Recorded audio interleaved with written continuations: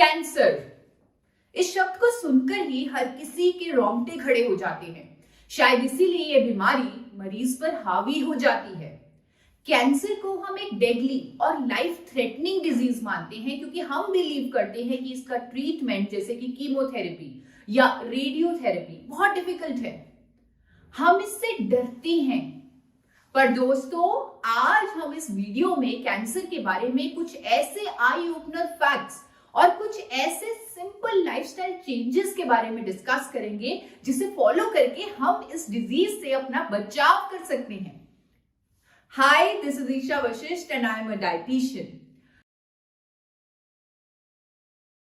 दोस्तों, आज 4 फरवरी है और आज के दिन को वर्ल्ड कैंसर डे के तौर पे ऑब्जर्व किया जाता है in order to raise awareness on cancer.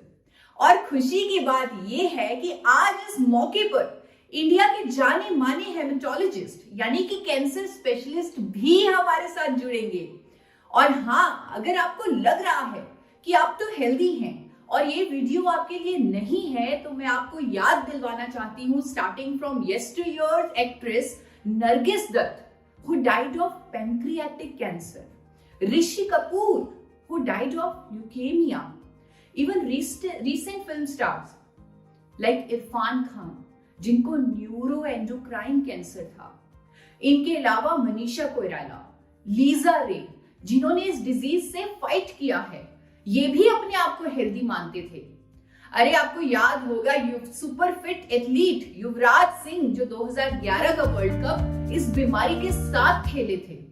उन्होंने कभी सपने में भी नहीं सोचा होगा कि उन्हें कैंसर जैसी बीमारी हो जाएगी। दोस्तों, मैं आपको बताना चाहती हूँ कि 9 में से 1 भारतीय कैंसर का शिकार है and this is as per the data provided by ICMR, Indian council of medical research, and it also confirms that there will be sharp rise by almost 12% in cancer patients in next 5 years. यहाँ हमें डरने की नहीं, सिर्फ awareness की जरूरत है। इसीलिए आज का दिन बनाया गया है। दोस्तों, मैं आपको बताना चाहूंगी कि some cancer causing risk factors are preventable and hence is this disease. इसीलिए मेरी रिक्वेस्ट है कि इस वीडियो को पूरा देखें और इंडिया के टॉप कैंसर स्पेशलिस्ट को सुनने का मौका भी ना गवाएं। दोस्तों, पहले बात करते हैं क्या है कैंसर, क्या है ये बीमारी जो डरा देती है हमें। दोस्तों, cancer is basically uncontrolled growth of cells anywhere in the body, यानी कि हमारे अंदर सेल्स का हद से ज्यादा बढ़ना ही कैंसर है।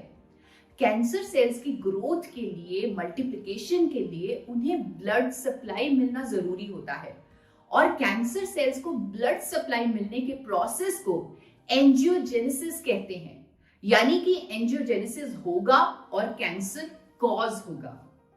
अब बात करेंगे किन किन कारणों से होता है ये cancer. What are the reasons और risk factors for this disease. पहला रिस्क फैक्टर है टोबैको एंड स्मोकिंग। दोस्तों, आप यकीन नहीं मानेंगे कि tobacco and smoking related cancer deaths contribute करती हैं for 32% of deaths due to cancer. फिर भी इंडिया में सिगरेट्स और टोबैको रेडिली अवेलेबल है। यस, स्मोकिंग एक कॉमन कॉज है कैंसर का, जो यंगस्टर्स में एडिक्शन और कैंसर का रीजन बनता जा रहा है। But one important point to note here is that smoking एक modifiable risk factor है, मतलब preventable cause है कैंसर का। अगर स्मोकिंग जैसी आदत छोड़ दी जाए तो खुद को कैंसर से बचाया जा सकता है। Remember, in case of tobacco and smoking, quitters are the winners. तो आज ही on this World Cancer Day with me, commit to quit them. दोस्तों, एक और कैंसर की बीमारी का रिस्क फैक्टर है अल्कोहल कंजम्पशन, यानी कि शराब पीना। अल्कोहल बॉडी में ब्रेक होकर एसिटल्डिहाइड बनता है जो हार्मफुल है और कार्सिनोजेनिक एलिमेंट है। According to National Cancer Institute, ये acetaldehyde is dangerous and toxic element जो कैंसर कॉज करता है। दोस्तों, इस बीमारी का एक और रिस्क फैक्टर जो कहीं ना कहीं मैं समझती हूँ हमारे कंट्रोल में है, वो है eating chemicals found in processed foods. दोस्तों, जब हमें भूख लगती है तब भी normally switch to packaged foods जैसे कि चिप्स, चॉकलेट्स या सॉल्टी आइटम्स। चाइल्डहुड में हम और भी ज्यादा प्रोन होते हैं to these snacks, to these unhealthy foods. Not to forget our evening snack time. ये बेकरी की आइटम्स, ये फ्रोजन फूड्स या instant meals, specially ready to eat meals, बहुत ज्यादा हार्मफुल केमिकल्स होते हैं इनमें। इनकी प्रोसेसिंग की जाती है आर्टिफिशियल प्रिजर्वेटिव्स के साथ जो कार्सिनोजेनिक एलिमेंट्स होते हैं। इसीलिए मैं बार बार अपनी हर वीडियो में कहती हूं कि पैकेज्ड और प्रोसेस्ड फूड्स को आप कम से कम इस्तेमाल करें। तीसरा रिस्क फैक्टर है अनहेल्दी ईटिंग हैबिट्स। दोस्तों, international agency for research on cancer, which is a part of WHO, World Health Organization, states that red meat causes cancer. Research से स्ट्रॉन्ग एविडेंस सामने आ चुका है कि red meat increases the chance of cancer. Research के through ये भी पता चला है कि रेड मीट हमारे गट में एन निट्रोजो कंपाउंड्स रिलीज करता है जिससे कैंसर हो सकता है। Healthy food choices is again in our hands friends.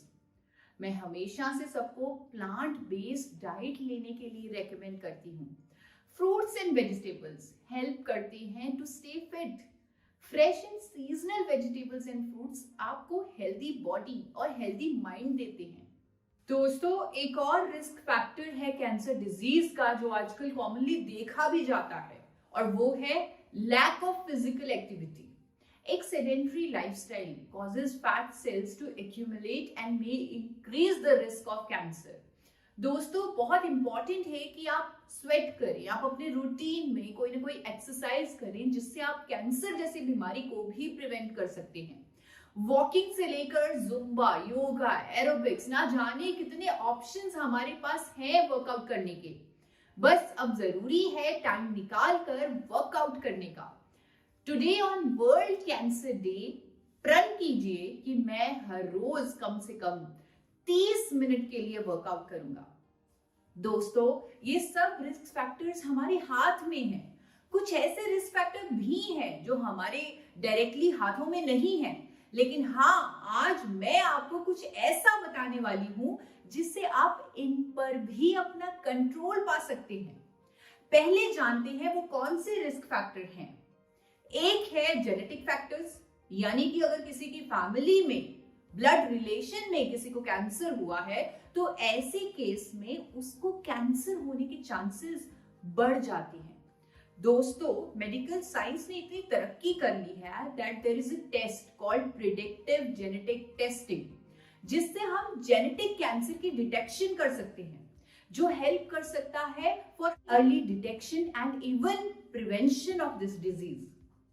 अगर आपके घर में किसी को कैंसर है तो lifestyle modifications and exercise can really help. Remember, prevention is better than cure, और इस बीमारी में अर्ली डिटेक्शन बहुत ज्यादा जरूरी है। एक और रिस्क फैक्टर है जो अगेन हमारे हाथ में नहीं है, वो है पोल्यूशन, यूवी रेडिएशन, जो हमारे अंदर फ्री रेडिकल डैमेज कॉज करते हैं। शरीर में ऑक्सीडेशन हो जाती है और पैदा होते हैं oxidants. Oxidants are actually carcinogenic and thereby causes cancer.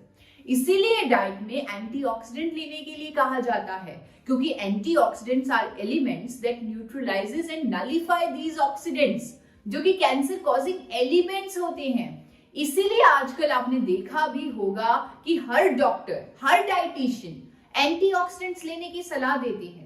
दोस्तों, raw fruits and vegetables are a very good source of antioxidants. अपनी डाइट में ज्यादा से ज्यादा फल और सब्जियां खाएं। दोस्तों, आज जो रिस्क फैक्टर्स के बारे में मैंने आपको बताया, उनमें से सभी के बारे में आपने कहीं ना कहीं सुना होगा, but there is one risk factor जो शायद आपको मालूम भी नहीं होगा दैट इट कॉजेस कैंसर, और वो हैं वायरसेस। जी हाँ, these viruses, bacterial and fungal infections आपकी इम्यूनिटी को अफेक्ट करते हैं। weakened or lowered immunity causes a high risk of cancer.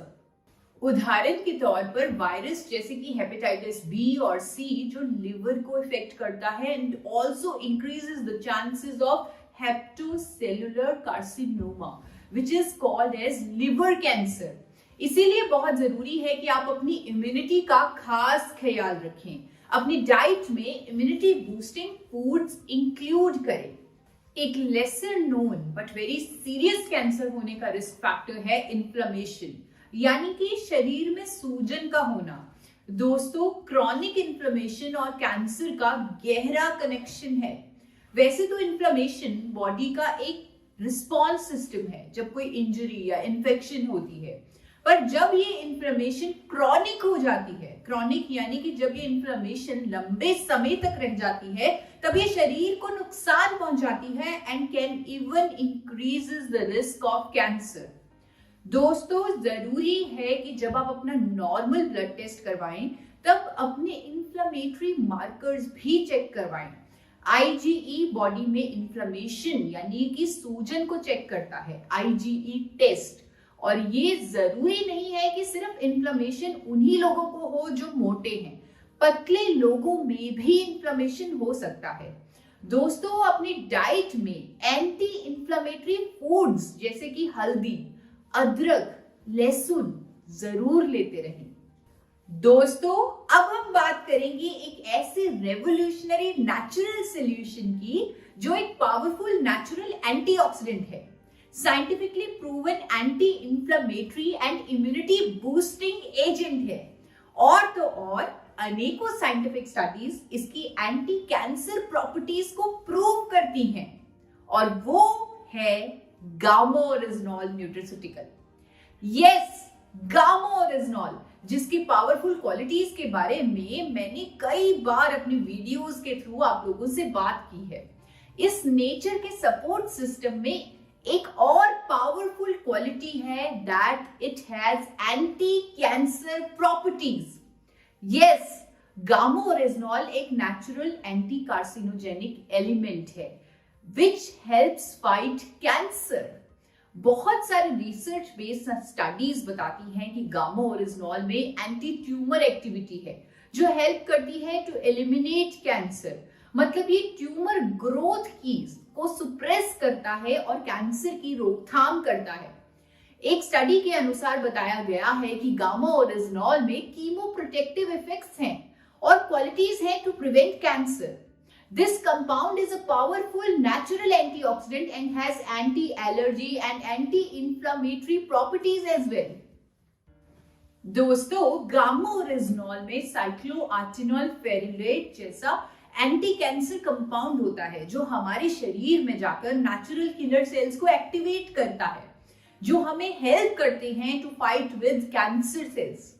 देखिए दोस्तों, आज हमने जाना कि ऐसे कई रिस्क फैक्टर्स हैं जो हमारे कंट्रोल में भी नहीं है और जो कैंसर कॉज करते हैं, लेकिन यहां मैं ये भी कहना चाहूंगी कि गामा ओरिजिनॉल न्यूट्रास्यूटिकल इंडिया में पहली बार एक अफोर्डेबल प्राइस पर उपलब्ध है, जिसका लंबे समय तक इस्तेमाल हमें न जाने कितने तरह के कैंसर से बचा लेगा, और जिसे अपनी डेली डाइट में इंक्लूड करना हमारे हाथ में है। और यही बात आप लोगों के बीच रखने, प्रूफ के साथ, अथॉरिटी के साथ, मैकेनिज्म के साथ बताने आ रहे हैं doctor Rahul Bhargav, who is principal director Fortis memorial research institute Gurgaon. 2010 से मेदांता हॉस्पिटल से स्टेम सेल ट्रांसप्लांट की जर्नी शुरू करते हुए doctor Bhargav became the first Indian doctor जिन्होंने मल्टीपल सिरोसिस के पेशेंट को 2016 में स्टेम सेल ट्रांसप्लांट से ठीक किया। 800 से भी ज्यादा ट्रांसप्लांट कर चुके हैं डॉक्टर भार्गव। लोगों को लो कॉस्ट कैंसर ट्रीटमेंट दिलवाने का मिशन रखते हैं डॉक्टर भार्गव और एक विजन रखते हैं कैंसर फ्री इंडिया का। भारत सरकार के अनेकों इनिशिएटिव्स में बढ़ चढ़कर आगे होकर लोगों को लो कॉस्ट ट्रीटमेंट्स दिलवा रहे हैं डॉक्टर राहुल भार्गव। इसीलिए डॉक्टर राहुल भार्गव को पूरे नॉर्थ इंडिया के number 1 haematologist, number 1 cancer specialist का दर्जा मिल चुका है। और आज on this world cancer day on forever healthy with Isha, doctor Rahul Bhargav is here with us to share his opinion on gamma oryzanol. Hi friends, I am Dr. Rahul Bhargav. I am a cancer specialist at Fortis Memorial Research Institute, Gurugram.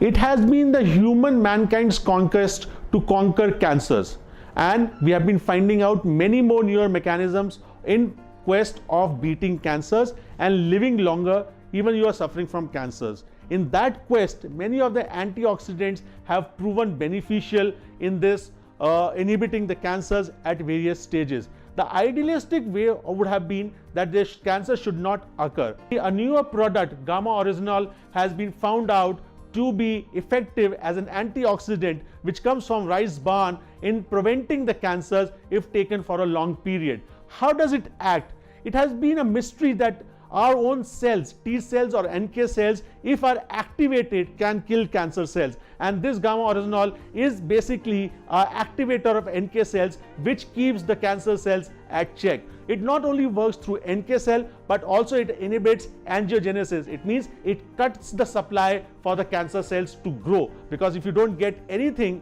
you don't get food, the cancer cells will not grow. Activation of macrophages and increasing your body's own immunity to gather the strength to kill cancers. And this is what the result has been. People have been harnessing the utility of a T cell through immune checkpoint inhibitors. So in a nutshell, this product promises to prevent cancers, and certain studies across 2012, 13 and 15 has shown it helps in regressing the prostate cancer cells as well. And it is just not one study, it is the studies has been done across patient subsets, across ethnicities and across nations like USA, Italy, Europe, Switzerland and many more places. People have been trying to find out the perfect solution for preventing cancer, and we might be just be closer by using this gamma oryzanol as an antioxidant which is recovered from rice bran and which is not so expensive as well, and it is going to help us